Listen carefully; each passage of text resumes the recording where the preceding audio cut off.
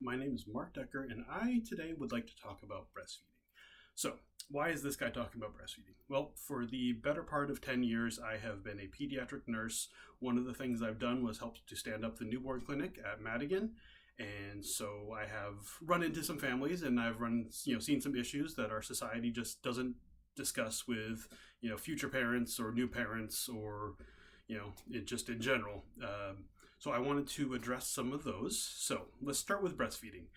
Breastfeeding is amazing. It's pretty much a superpower as far as I'm concerned. And so we have enzymes and antibodies and antioxidants in breast milk, which do wonderful things for babies. It decreases their risks of infection, it decreases the risk of infant mortality, it decreases some long-term chronic risks, such as allergies, eczema, rheumatoid arthritis, and other things. We've looked at the facts, and babies who are breastfed just seem to have fewer issues. However, breastfeeding is also difficult. For some people, it just happens naturally, and that is wonderful. For other people, it is a struggle, and that's important to be aware of. That's why lactation consultants are a thing. It's why, up until very recently in human history, wet nurses are a thing. In some places, they still are, actually, because it doesn't always work the way we hope it will.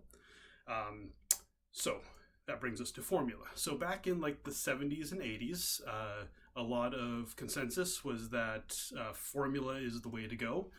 People like myself were raised almost exclusively on formula because they didn't really understand at the time the effect that all those antibodies and enzymes were having.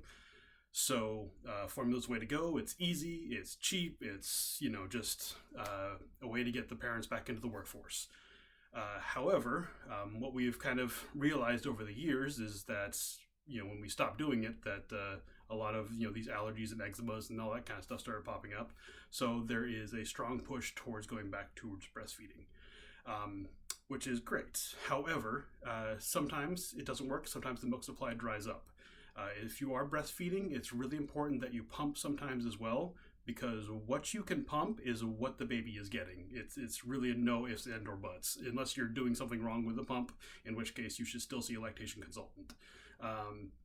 And so, breast is best, but it's way more important that you feed your baby.